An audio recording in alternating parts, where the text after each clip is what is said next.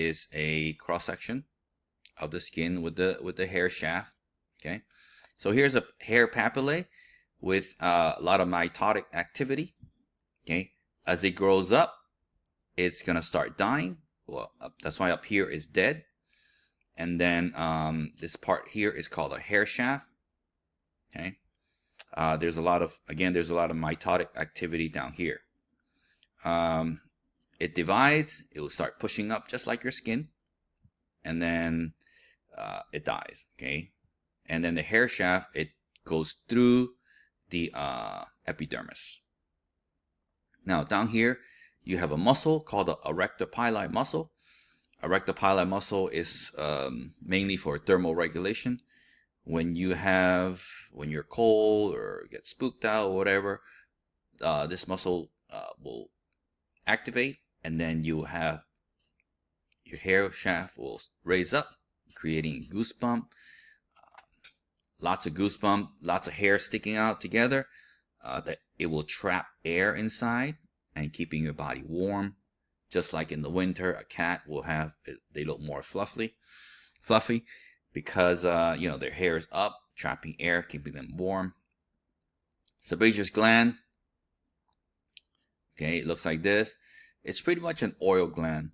An oil gland, when kids have them too, but they're not activated. Once you become a teenager, you start noticing, everywhere start oily, and then you start having pimples. So that's from the sebaceous gland. It also helps waterproofing your skin.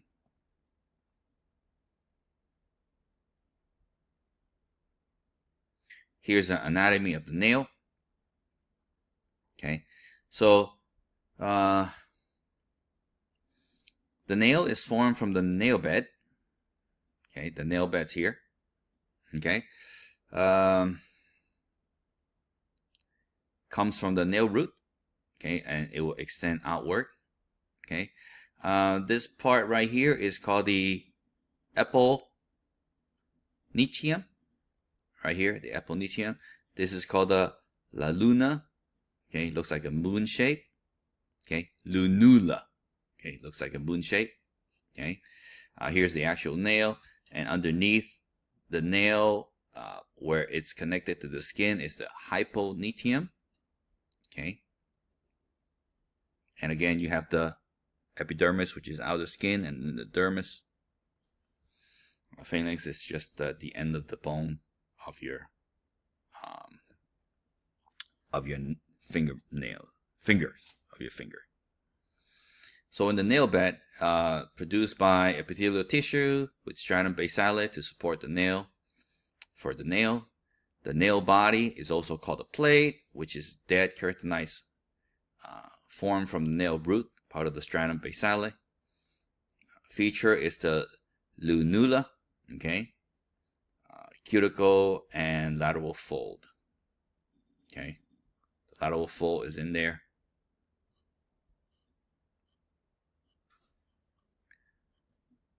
Skin glands.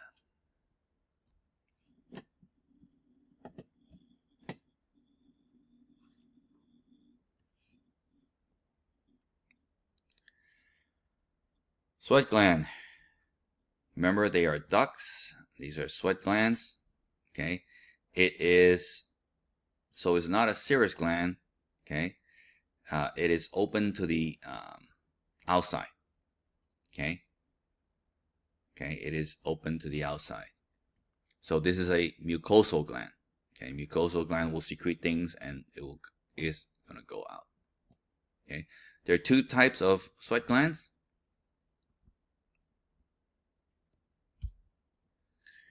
Eccrine and epicrine. Okay, function, produce mostly water, a little bit of salt, some waste, some antibodies. Dermacidin, which is an antimicrobial peptide. So your sweat, not only does it, it cools you down, it has some salt and some antibodies for it. Okay, the apicrine gland usually associated with hair follicle, thick organic secretion broken down by bacteria. And the apocrine is not as common, okay, because it's only found in the armpit, nipples, and genitalia, okay.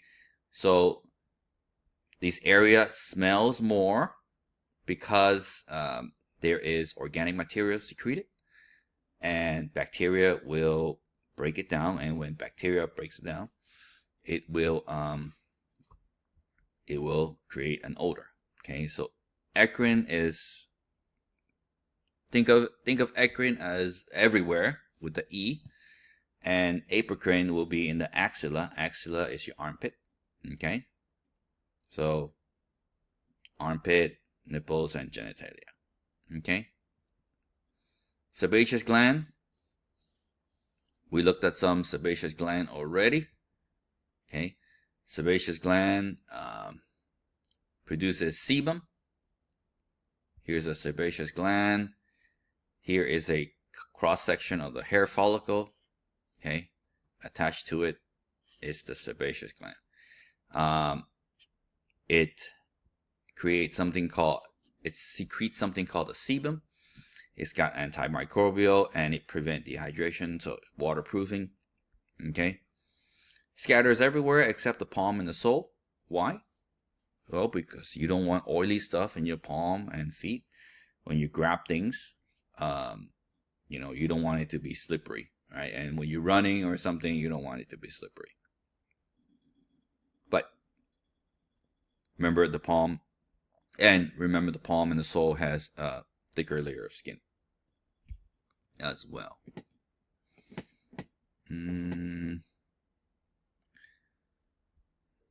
Again, they usually they're not activated until puberty.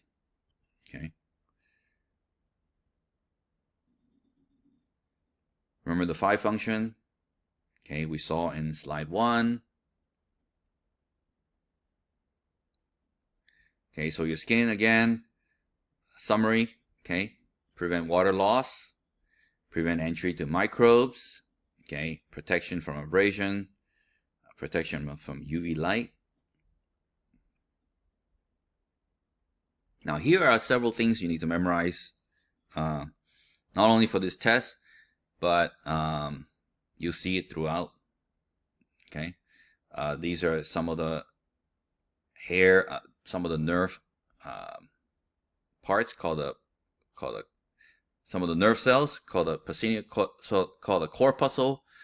Okay, so sensors and so you have plenty of sensory in the skin. Okay, as soon as you touch it, your body will start sensing it. Okay, surrounded by hair follicle, hair root, and plexus. So the first one is the Meissner corpuscle. We learned this already. Is for tactile. Tactile is touch, so you can discriminate light touch or heavy touch. If somebody's pressing your arm, okay, you need to know whether it's a light touch, like light touch, or something pressing really hard. That comes from the Meissner corpuscle. Pacinian corpuscle is for vibration. Merkel cells also for touch. There's pain and temperature sensor as well.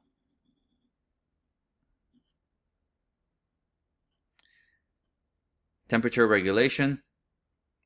Your skin helps with temperature regulation. Okay. Let's say you're working too much, exercising. Okay, you gain a lot of heat, exercise, movement, fever, and then you need to lose it. Okay. So how do we address the increase and decrease in the temperature?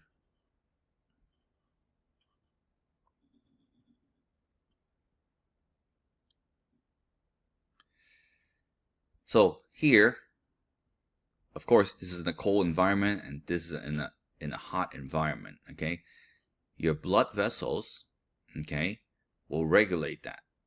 Okay, as if you're too hot, blood vessel will travel to the epidermis of the skin, okay, the dermis, epidermis area, and release heat through radiation and convection.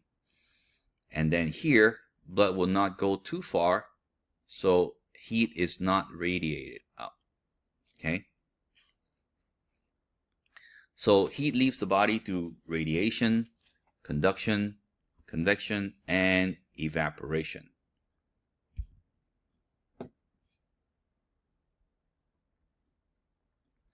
Hypothermia, it is if this doesn't work, then your body is too warm. The problem with that is a lot of protein, some protein will denature and then you could die from it. And hypothermia as well is too little temperature, nothing's working, okay? And again, you could die from there. So these are some way the body can regulate the temperature through the skin. Now in the beginning, we also learned that skin will also help with vitamin D synthesis. Okay, so it is good to go outside and get some sun. Okay, epidermis has a steroid that will convert to cholecalciferous in the presence of UV radiation. Okay, the liver converts this to calcidiol, and then it goes to the kidney. The kidney convert this to calcitriol. Okay, and then it requires calcium and phosphorus absorption and speculate to help immunity. So calcidiol has got 2 calcium, calcitriol is 3 calcium. Okay. So again, D3, which is called cholecalciferous, is synthesized from the steroid of the skin. The liver, calcidiol, kidney, calcitriol, which is the active form. Okay.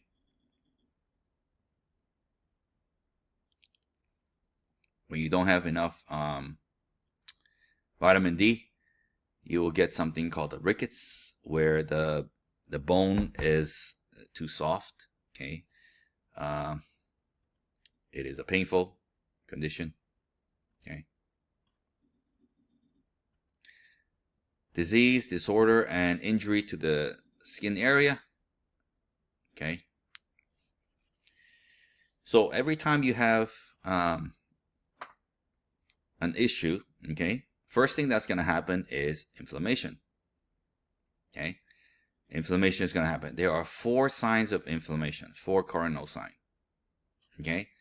So there's pain, redness, heat, and then calor,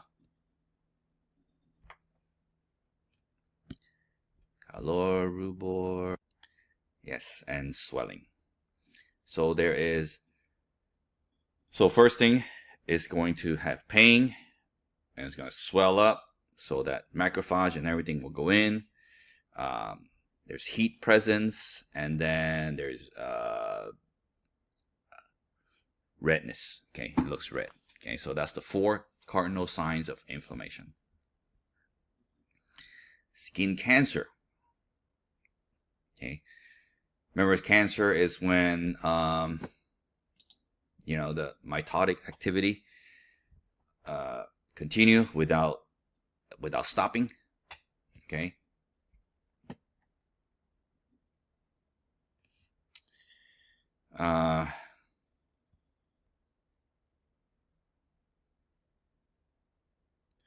Exposure to a lot of UV light, chemical radiation in your area, in the environment as well. The melanin protects, but the DNA mutation accumulate due to DNA damage will cause things to mutate. Risk factor: as you get older, you are more prone to genetic mutation. So 3 types of cancer, of skin cancer: basal cell, squamous, and melanoma. Okay, so melanoma is the malignant type.